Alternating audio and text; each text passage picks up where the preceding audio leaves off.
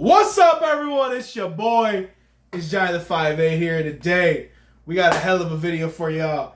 I am going to be ranking the Spider-Man movies, the live-action ones, from worst to best.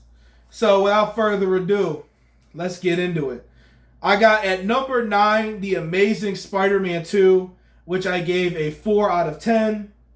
The Amazing Spider-Man 2, the main reason I gave it a 4 out of 10 was because the story was just very convoluted and very rushed, because The Amazing Spider-Man 2 tried to focus on way too many story points at once, and it didn't have the time in the film to go over them all with enough depth or enough clarity. So the movie felt very rushed and very messed up, very mashed together. So the story just was really bad for that reason. But the acting was really good. Andrew Garfield was good. Electro was good. Jamie Foxx. Emma Stone as Gwen. All the acting was good in there. It's just that the story was just really bad and just try to do way too much. Try to focus on way too many things at once. Like, you had the whole Electro storyline. You had Spider-Man looking the mystery for his parents. You had so many different things. You had the whole Green Goblin storyline put in there halfway through the movie.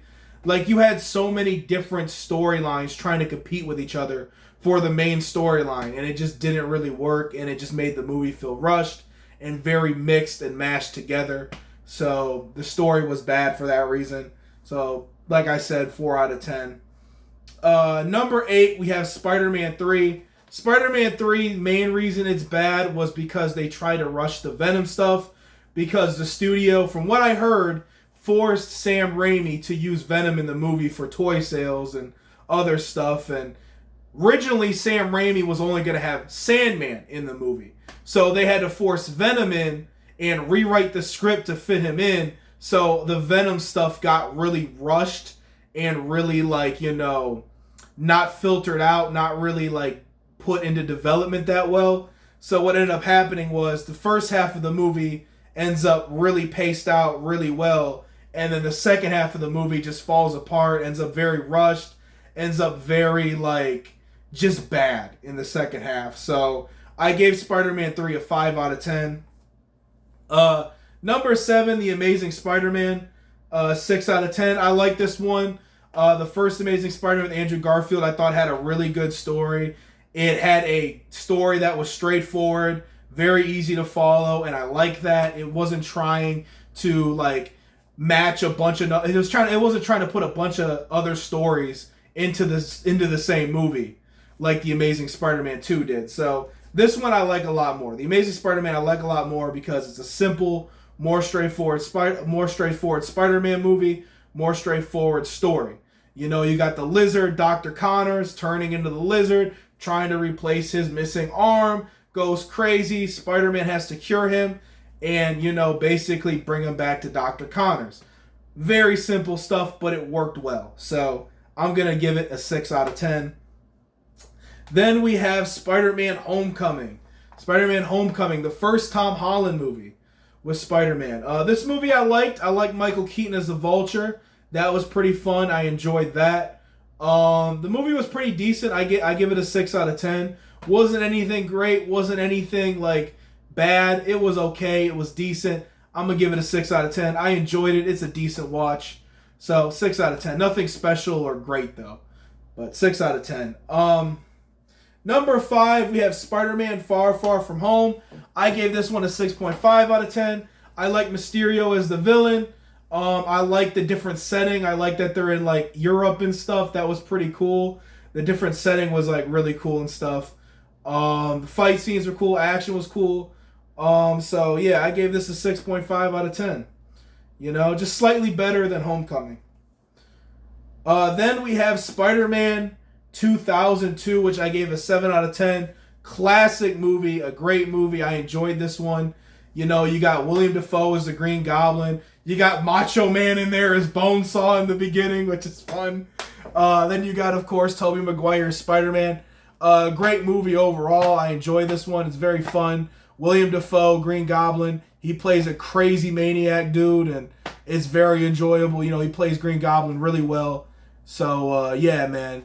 Spider-Man 2002 was a great movie. I give it a 7 out of 10. I don't think it's as good as the second one, but it is still very good, still very solid, and a good start for that series.